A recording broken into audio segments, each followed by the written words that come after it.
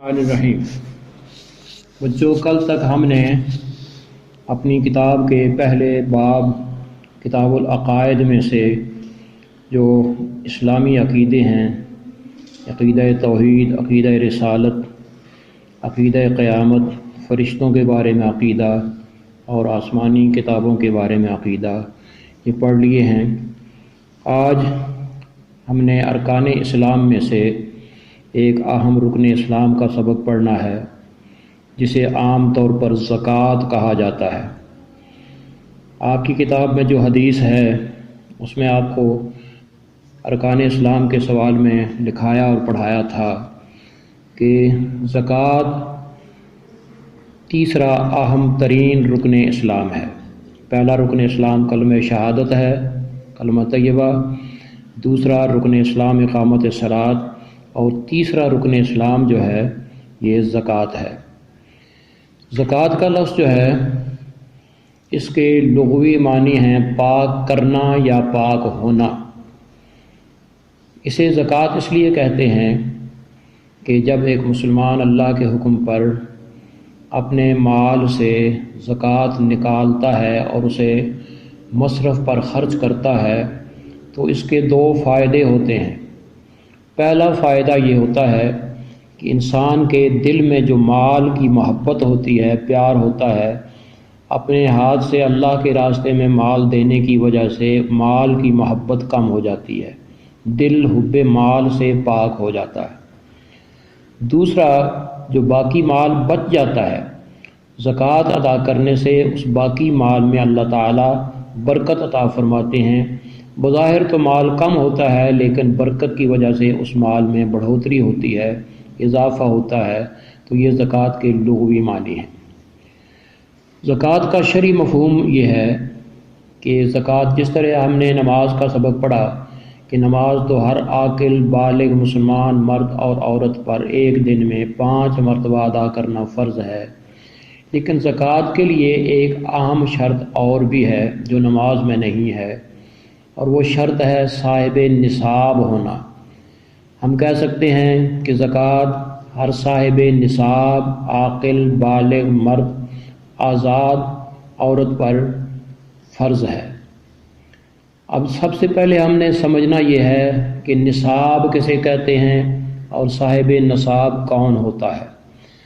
یوں سمجھیے کہ نصاب سے مراد ایک مسلمان کے مال کی وہ مقدار ہے، دولت کی وہ مقدار ہے جس پر اللہ تعالیٰ زکوٰۃ عائد فرماتے ہیں، جس پر زکوٰۃ دینا فرض ہو جاتا ہے۔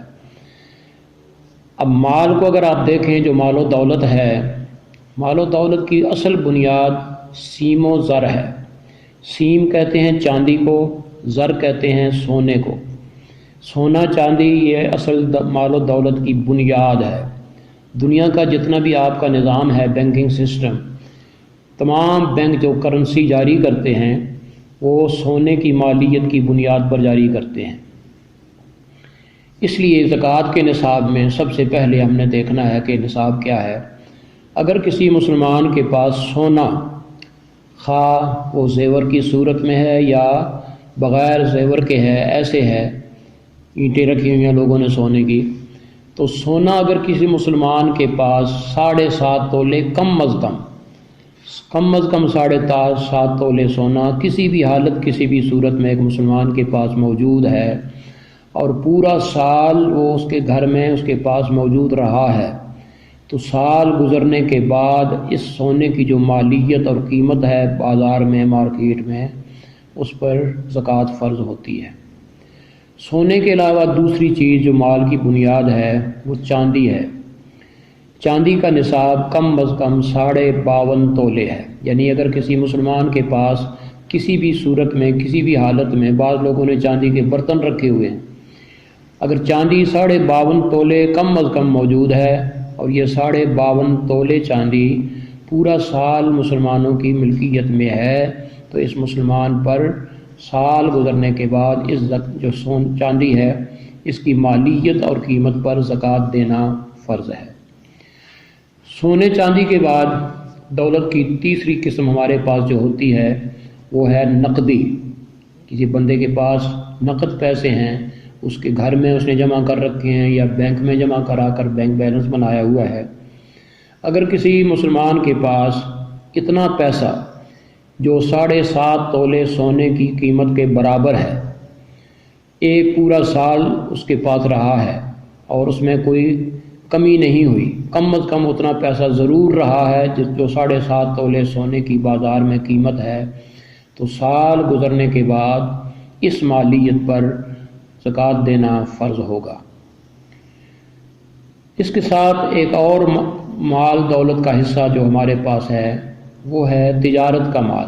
اگر ایک مسلمان تاجر ہے، دکاندار ہے، اور اس چھوٹے درجے سے لے کر یہ بڑے درجے تک تجارت کرتا ہے، تو جس تاجر کے پاس کم از کم اس کی دکان میں اتنا مال تجارت موجود ہے جو 7.5 تولے سونے کی قیمت کے برابر ہے، تو سال گزرنے کے بعد اس تاجر کو بھی اپنے اس مال پر زکوٰۃ دینا فرض ہوگا۔ سونے، چاندی، نقدی اور مال تجارت کے علاوہ ہمارے عام مسلمان جو ہیں وہ دیہاتوں میں رہتے ہیں، اور دیہاتی مسلمانوں کے پاس جو مال کا بنیادی ذریعہ ہوتا ہے وہ ان کے جانور ہوتے ہیں۔ جانور سے مراد حلال جانور، انہیں سوائم کہتے ہیں، سین، واو، الف، حمزہ، میم، سوائم۔ سوائم سے مراد وہ حلال جانور ہیں جو عام طور پر صبح سویرے انہیں نکالا جاتا ہے، جنگل میں گھاس چر کر، درختوں کے پتے کھا کر وہ اپنا پیٹ پالتے ہیں، بھوسا وغیرہ کھاتے ہیں۔ ان جانوروں کو سوائم کہتے ہیں۔ ان سوائم میں جو حلال جانور ہیں ان میں بھیڑ، بکریاں، گائیں، بھینسیں، بیل اور اونٹ وغیرہ شامل ہیں۔ یہ حلال جانور ہیں، چار پائے ہیں، انہیں سوائم کہا جاتا ہے۔ شریعت نے ان پر بھی زکوٰۃ فرض کی ہے۔ جانوروں کا زکوٰۃ کا جو نصاب ہے وہ یہ ہے کہ اگر کسی زمیندار کے پاس، کاشتکار کے پاس بھیڑوں اور بکریوں کا ریوڑ ہے اور اس کے بھیڑوں بکریوں کے ریوڑ میں کم از کم 40 بھیڑ بکریاں سارا سال رہی ہیں، یعنی ہر وقت 40 کی تعداد باقی رہی ہے، تو سال گزرنے کے بعد اس پر ان 40 بھیڑ بکریوں کی جو مالیت ہے، جو قیمت ہے، اس پر زکوٰۃ دینا فرض ہے۔ بھیڑ بکریوں کے علاوہ گائیں، بھینسیں اور بیل وغیرہ جو ہیں ان کی تعداد 30 ہے۔ اگر کسی زمیندار کاشتکار کے پاس اس کی ملکیت میں 30 گائیں، بھینسیں یا بیل پورا سال اس کی ملکیت میں رہے، تو سال گزرنے کے بعد ان کی مالیت پر، ان کی کل قیمت پر زکوٰۃ دینا فرض ہو جائے گا۔ اس کے بعد اگر کوئی اونٹ والا ہے، کسی نے اونٹ رکھے ہوئے ہیں کاروبار کے لیے یا سواری کے لیے، تو اونٹ کا نصاب جو ہے یہ 5 ہے۔ اگر کسی مسلمان کے پاس پورا سال کم از کم 5 اونٹ اس کی ملکیت میں رہے اور 5 اونٹ سارا سال مکمل ہونے پر ان 5 اونٹوں کی قیمت پر اسے زکوٰۃ دینا فرض ہوگا۔ انہیں سوائم کہتے ہیں، اور یہ سوائم کا نصاب ہے جو میں نے آپ کو بتایا کہ بھیڑ بکریاں کم از کم 40 اور گائیں بھینسیں کم از کم 30 اور اونٹ کم از کم 5۔ بچوں، اس کے علاوہ ایک مسلمان کے پاس ذرائع آمدن جو ہیں ان میں زمین بھی ہے۔ زمین سے مراد وہ زمین ہے جس میں مسلمان کاشت کرتے ہیں، ہل چلاتے ہیں اور مختلف فصلیں بیجتے ہیں، مختلف اجناس جو ہیں ان کی کاشت کرتے ہیں۔ یہ جو زمین ہے جس میں کاشتکاری کی جاتی ہے، ہل چلایا جاتا ہے، فصلیں بیجی جاتی ہیں، اس زمین کی 2 قسمیں ہوتی ہیں۔ ایک قسم زمین کی وہ ہے جس میں زمیندار اپنا قیمتی بیج ڈالتا ہے، لیکن اسے سیراب کرنے کے لیے صرف آسمان سے بارش اللہ پاک فرمائے تو وہ سیراب ہوتی ہے، خدا نخواستہ بارش نہ ہو تو وہ زمین سیراب نہیں ہوتی، اس سے فصل حاصل نہیں ہوتی۔ ایسی زمین کو جو صرف بارش سے سیراب کی جاتی ہے اسے سیرابی زمین کہتے ہیں۔ یہ زمین جو ہے جسے بارانی زمین کہتے ہیں، بارانی زمین جو ہے اس میں اگر کسی مسلمان نے فصل بوئی ہے تو خواہ وہ فصل گندم کی ہے، جو کی ہے، چنے کی ہے، باجرہ جوار ہے، مکئی ہے یا دالیں وغیرہ جو مختلف ہیں، ان تمام اجناس، جتنی بھی اجناس بوئی جاتی ہیں، جب کاشتکار ان سے حاصل کرتا ہے تو ہر چیز جو اسے حاصل ہوتی ہے اس کا 10واں حصہ اسے بطور زکوٰۃ دینا پڑتا ہے، دینا ہوتا ہے۔ مثال کے طور پر ایک زمیندار نے گندم بوئی، اور جب اس نے گندم کی فصل کاٹی اور اسے صاف کر کے گھر لایا تو 100 من گندم اسے ملی، تو اس 100 من گندم میں سے 10واں حصہ 10 من ہے، یہ 10 من اسے بطور زکوٰۃ دینا ہوگا۔ اگر دالیں بیجی ہیں تو دالیں اگر مثال کے طور پر 10 سیر دال اسے حاصل ہوئی ہے کسی چیز کی بھی، تو اس میں سے 1 سیر اسے بطور زکوٰۃ دینا ہوگا۔ اس 10ویں حصے کو 10ویں حصے کی وجہ سے عشر کہتے ہیں۔ عربی زبان میں گنتی میں عشر کہتے ہیں 10 کو، اور عشر کہتے ہیں 10واں حصہ۔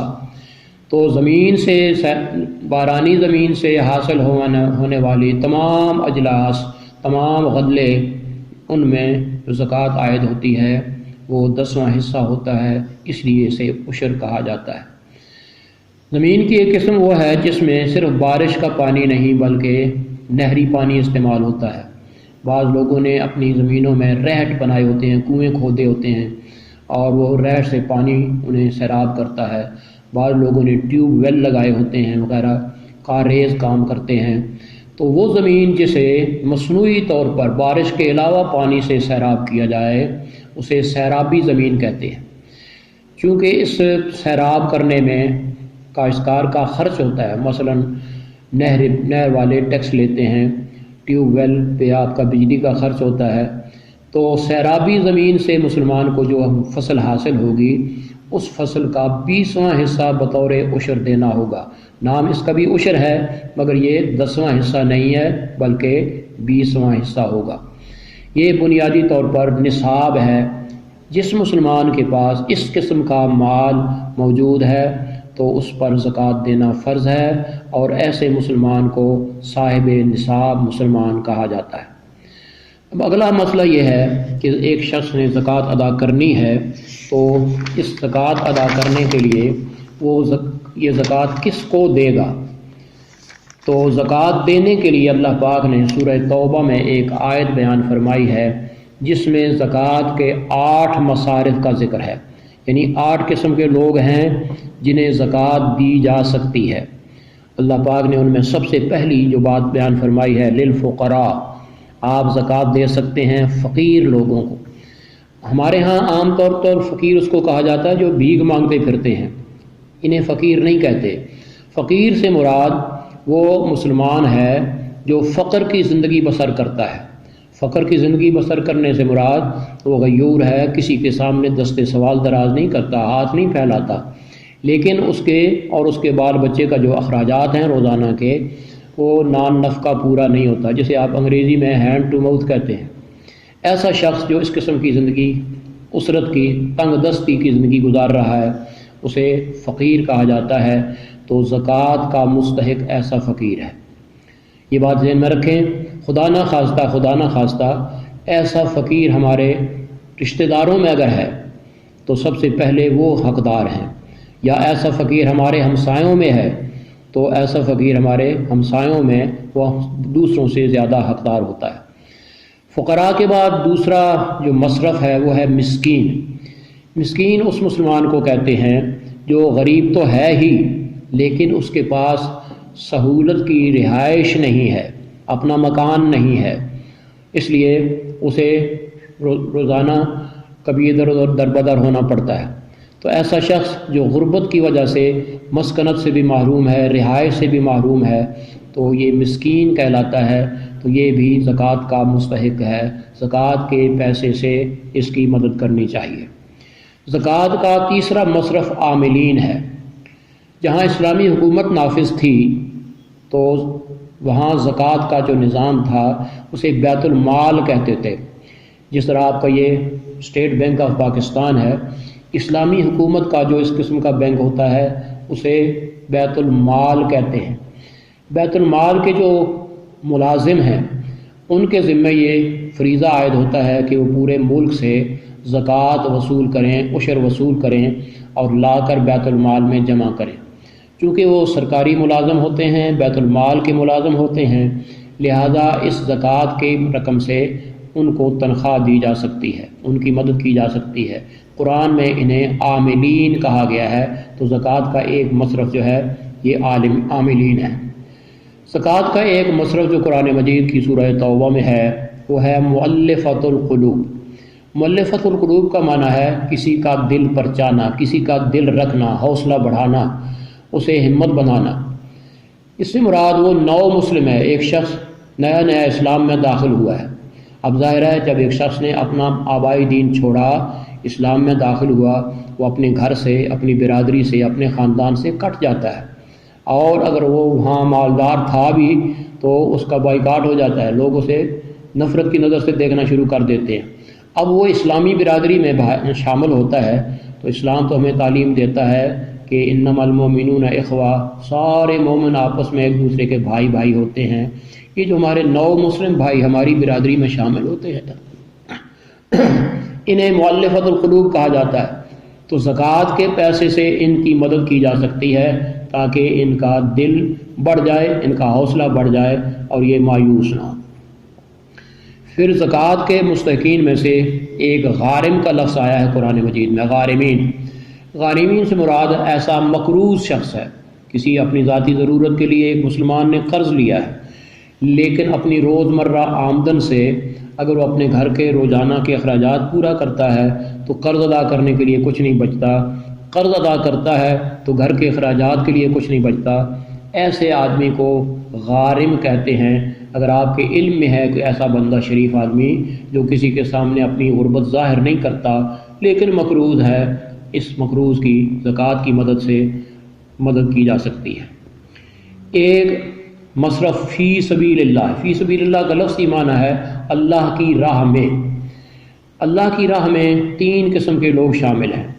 نمبر ایک، طالب علم جو علم کی طلب کرنا چاہتا ہے، اس کے والدین اس کے علم کے اخراجات برداشت نہیں کر سکتے، جیسا کہ آج کل آپ جانتے ہیں کہ کالجوں میں، سکولوں میں فیسیں کتنی زیادہ مقدار میں لی جاتی ہیں، ہر غریب آدمی کے بس کی بات نہیں ہوتی، اس لیے وہ ناداری کی وجہ سے بچوں کو پڑھا نہیں سکتے۔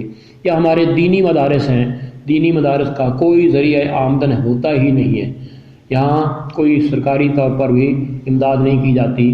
تو وہ طالب علم جو دین کی تعلیم حاصل کرنے کے لیے کسی دینی مدرسے میں داخل ہوتا ہے یا کسی کالج یونیورسٹی میں پڑھتا ہے، لیکن اس کے پاس فیس دینے کے پیسے نہیں ہیں، کتابوں کے اخراجات نہیں ہیں، یونیفارم کے اخراجات نہیں ہیں، تو ایسے طالب علم کی زکوٰۃ کی مدد سے جو ہے ہم مدد کر سکتے ہیں۔ یہ فی سبیل اللہ ہے۔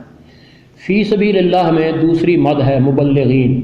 بعض لوگ اللہ کے راستے میں اپنے ملک سے نکل کر دوسرے ملکوں میں دین کی دعوت کے لیے، دین کی تبلیغ کے لیے پھرتے ہیں، تو اللہ کی رضا کے لیے ان کے اپنا ذاتی مقصود کوئی نہیں ہوتا، لہذا جو اللہ کی رضا کے لیے دین کی دعوت و تبلیغ کے لیے سفر اختیار کرتے ہیں تو انہیں سفر خرچ دینے کے لیے زکوٰۃ کا پیسہ دیا جا سکتا ہے۔ اور فی سبیل اللہ میں ایک مد جو ہے وہ ہے جہاد فی سبیل اللہ۔ چونکہ جہاد فی سبیل اللہ مسلمانوں میں بہت اہم ہے، اسلام کا اگرچہ یہ ارکان اسلام میں شامل نہیں ہے، لیکن ارکان اسلام کا اور اسلامی اوطان کا محافظ ہے، باڈی گارڈ ہے۔ لہذا مجاہد جو ہے، مجاہد فی سبیل اللہ، اس کے جو اخراجات ہیں، اس کو اسلحہ چاہیے، اس کو کپڑے چاہیے، اس کو خوراک چاہیے، تو مجاہد فی سبیل اللہ کی ضروریات پورا کرنے کے لیے بھی زکوٰۃ کے پیسے سے انہیں مدد کی جا سکتی ہے۔ اس کے علاوہ ایک اور مصرف ہے زکوٰۃ کا جو قرآن مجید میں بیان ہوا ہے، وہ ہے ابن السبیل۔ ابن السبیل سے مراد ایسا مسلمان ہے، کھاتا پیتا ہے، دولت مند ہے، لیکن کسی سفر پر چلا گیا اور سفر میں دوران سفر اس کے ساتھ کوئی حادثہ پیش آ گیا۔ مثال کے طور پر آج کل جو عام حادثہ پیش آتا ہے، لوگوں کی جیبیں کٹ جاتی ہیں، اور اڈوں پر آپ کو ایسے لوگ ملیں گے کہ جی میری جیب کسی نے کاٹ لیا، میرے پاس تو ٹکٹ کے لیے پیسے بھی نہیں ہیں۔ ایسا شخص جو مسافر ہے اور سفر کی حالت میں مقروض ہو گیا، محروم ہو گیا، اس کے پاس کوئی خرچ کے لیے، کھانے پینے کے لیے، آنے جانے کے لیے سفر خرچ نہیں ہے، تو ایسے شخص کو بھی آپ زکوٰۃ کی مدد سے پیسے دے سکتے ہیں اور اسے اس کی ضرورت پوری کر سکتے ہیں۔ یہ 8 مصارف ہیں، گویا فقراء ہیں، مساکین ہیں، عاملین ہیں، مؤلفۃ القلوب ہیں، غارمین ہیں۔ ایک رہ گیا، وہ ہے فی الرقاب۔ فی الرقاب کا پرانے زمانے میں تو غلامی کا رواج تھا، لوگ انسانوں کو خرید کر غلام بنا کر رکھتے تھے، تو آپ کسی غلام کو آزاد کرنے کے لیے غلام کو خرید لیں، خرید کر اسے آزاد کریں، یہ رقم آپ زکوٰۃ سے دے سکتے ہیں۔ آج کل اللہ کا فضل ہے، نبی اکرم صلی اللہ علیہ وسلم کی رحمت للعالمین کا صدقہ ہے کہ غلامی کی لعنت کا رواج پوری دنیا سے ختم ہو چکا ہے۔ لیکن آج آپ کو بعض ایسے لوگ ملیں گے کہ کسی جرم کی پاداش میں عدالت نے اسے سزا دی ہے کہ اتنے سال تمہیں سزا ہے، ساتھ عدالت جرمانہ کرتی ہے کہ سزا کے ساتھ تمہیں اتنا جرمانہ بھی ہے، اور عدالت یہ حکم دیتی ہے اگر یہ جرمانہ تم نے ادا نہ کیا تمہاری قید میں 6 مہینے یا سال اضافہ ہو جائے گا۔ تو ایسا مسلمان جو قید میں جرمانہ ادا نہ کرنے کی وجہ سے اضافے کے خطرے میں ہے کہ اگر وہ جرمانہ ادا نہیں کرتا تو اس کی قید بڑھ جاتی ہے، تو ایسے مسلمان کو بھی زکوٰۃ کے رقم سے ہم مدد کر سکتے ہیں۔ اس کے بعد ایک اہم ترین بات جو ہے آخر میں وہ سمجھنی ضروری ہے۔ کچھ لوگ ایسے ہیں جنہیں فقیر ہونے کے باوجود بھی ہم زکوٰۃ نہیں دے سکتے، مقروض ہونے کے باوجود بھی زکوٰۃ نہیں دے سکتے، ابن السبیل ہونے کے باوجود بھی ہم زکوٰۃ نہیں دے سکتے۔ تو ان میں یہ بات سمجھنی ضروری ہے کہ کون لوگ ہیں جو میری اور آپ کی زکوٰۃ کے مستحق نہیں ہیں۔ سب سے پہلے والدین اپنی زکوٰۃ نکال کر اولاد کو نہیں دے سکتے، وجہ کہ اولاد کے اخراجات پورے کرنا یہ والدین کے ذمے فرض ہے، لہذا انہیں زکوٰۃ نہیں دی جاتی۔ اس کے بالکل برعکس اولاد اپنی زکوٰۃ کا پیسہ والدین پر خرچ نہیں کر سکتی، کیونکہ والدین کی خدمت، ان کی تیمارداری، ان کی نگہداشت یہ اولاد کے ذمے فرض ہے، حقوق والدین میں شامل ہے۔ لہذا والدین زکوٰۃ کا پیسہ اپنی اولاد کو نہیں دے سکتے، اولاد اپنی زکوٰۃ کا پیسہ والدین کو نہیں دے سکتے۔ اسی طرح میاں بیوی ہیں، یہ نہیں کہ خاوند جناب زکوٰۃ نکالے بیگم کو دے دے، اور یہ بھی نہیں کہ بیگم جناب اپنے زیور کی زکوٰۃ نکالے خاوند کو دے دے، نہیں، یہ دونوں جو ہیں ایک دوسرے کے حقوق ایک دوسرے پر عائد ہوتے ہیں۔ خاوند کے جو فرائض ہیں وہ بیوی کے حقوق ہیں، بیوی کے فرائض ہیں وہ خاوند کے حقوق ہیں، لہذا خاوند بیوی کو زکوٰۃ نہیں دے سکتا اور بیوی اپنے خاوند کو زکوٰۃ نہیں دے سکتی۔ اس کے علاوہ یہ مسئلہ بڑا اہم ہے جو سمجھنا بڑا ضروری ہے۔ آج ہمارے ہاں جو لوگ اپنے آپ کو سید کہلاتے ہیں، سید کہلانے کا مطلب یہ ہے کہ وہ یہ دعویٰ کرتے ہیں کہ ہم رسول اللہ صلی اللہ علیہ وسلم کی اولاد ہیں۔ خاص طور پر ہمارے ہاں جو سید آج کل ہمیں عام طور پر ملتے ہیں، ان کا اکثر کا دعویٰ یہ ہوتا ہے کہ حضرت حسین ابن علی رضی اللہ تعالیٰ عنہ کی اولاد ہے، کچھ کا دعویٰ ہے ہم حسن ابن علی رضی اللہ تعالیٰ کی اولاد ہیں۔ تو اگر کوئی سید اپنے آپ کو رسول اللہ صلی اللہ علیہ وسلم سے منسوب کرتا ہے تو مسلمانوں کے دلوں میں اللہ تعالیٰ کی ذات کے بعد سب سے زیادہ عزت، احترام اور محبت رسول اللہ صلی اللہ علیہ وسلم کی ہے۔ اب زکوٰۃ جو ہے یہ تو ہمارے مال کا میل کچیل ہے، جیسے پہلے میں نے بتایا زکوٰۃ نکالی، پچھلا مال پاک ہو گیا، میل نکل گیا، تو زکوٰۃ چونکہ مسلمان کے مال کا میل کچیل ہے، اس لیے زکوٰۃ کی رقم رسول اللہ صلی اللہ علیہ وسلم کی اولاد کو دینا جائز نہیں ہے۔ سید کو زکوٰۃ لینا جائز نہیں ہے اور سید کو زکوٰۃ دینا بھی جائز نہیں ہے۔ اگر آپ کسی غریب سید کی مدد کرنا چاہتے ہیں تو زکوٰۃ کے علاوہ آپ اس کی مدد کر سکتے ہیں، نیکی ہوگی۔ اس کے علاوہ زکوٰۃ کا پیسہ آپ مسجد کی تعمیر اور ضروریات پہ خرچ نہیں کر سکتے۔ وجہ یہ ہے کہ مسجد اللہ کا گھر ہے اور اللہ پاک جو ہے وہ غنی ہے، تو ہمیں یہ حق نہیں ہے کہ ہم اپنا زکوٰۃ کا پیسہ اللہ کے گھر میں صرف کریں۔ مسجد میں جو آپ نے دینا ہے، مسجد کی تعمیر میں خرچ کرنا ہے، اس زکوٰۃ کے علاوہ اللہ توفیق دے تو اس سے خرچ کرنا چاہیے۔ زکوٰۃ کا پیسہ مسجد میں نہیں دیا جا سکتا، زکوٰۃ ادا نہیں ہوتی۔ یہ چند مدات ایسی ہیں کہ جن کے لیے ہمیں یہ سمجھنا چاہیے کہ ہم کن کو زکوٰۃ دے سکتے ہیں اور کن کو زکوٰۃ نہیں دے سکتے۔ تو امید ہے کہ آپ کو زکوٰۃ کا سبق سمجھ آ گیا ہوگا۔ اللہ تعالی ہمیں توفیق عطا فرمائے۔ اگر ہم میں سے بچوں میں سے تو خیر کوئی صاحب نصاب ہوتا نہیں ہے ابھی، وہ اس عمر میں نہیں پہنچتے، لیکن بہرحال جس مسلمان کے پاس اس نصاب کے مطابق مال موجود ہے، سال کے بعد زکوٰۃ ادا کرنا فرض ہے۔ زکوٰۃ کی اہمیت کا اندازہ ذرا آپ لگائیں۔ نماز اقامت صلاۃ کا جو ذکر ہے قرآن مجید میں، 32 آیتیں ہیں قرآن مجید کی، جن میں آپ کو اقیم الصلاۃ کے ساتھ آتوا الزکوٰۃ، اقیم الصلاۃ آتوا الزکوٰۃ کا حکم ملے گا۔ یعنی زکوٰۃ کی اہمیت کا اندازہ لگائیں کہ اللہ نے اسے اقامت صلاۃ کے ساتھ جوڑ کر بیان فرمایا ہے کہ جس طرح اقامت صلاۃ فرض ہے، اسی طرح ادائے زکوٰۃ بھی فرض ہے، فرق صرف صاحب نصاب ہونے کا ہے۔ یہی وجہ ہے کہ حضرت ابو بکر صدیق رضی اللہ تعالیٰ عنہ نبی علیہ السلام کی وفات کے بعد جب آپ کے جانشین بنے، خلیفہ بنے، تو آپ کے زمانے میں بعض لوگوں نے زکوٰۃ دینے سے انکار کر دیا تھا، تو حضرت ابو بکر صدیق رضی اللہ عنہ نے ان سے زکوٰۃ وصول کرنے کے لیے باقاعدہ جہاد کیا، جنگ کی، اور فرمایا نبی علیہ السلام کے زمانے میں اگر اونٹ کی رسی بھی کوئی زکوٰۃ میں دیتا تھا تو میں اسے وہ زکوٰۃ وصول کروں گا۔ اس سے آپ اندازہ لگا سکتے ہیں کہ دین اسلام میں زکوٰۃ دینا کتنا اہم ہے اور زکوٰۃ کی وصولی کتنا اہم ہے۔ نبی علیہ السلام کو اللہ پاک نے خاص حکم دیا تھا کہ خذ من اموالہم، اے میرے نبی صلی اللہ علیہ وسلم لوگوں سے زکوٰۃ وصول کیا کرے۔ یعنی اگر کوئی خود اپنی مرضی سے نہیں دیتا تو اسلامی حکومت کا یہ فرض ہے کہ وہ زکوٰۃ وصول کرے۔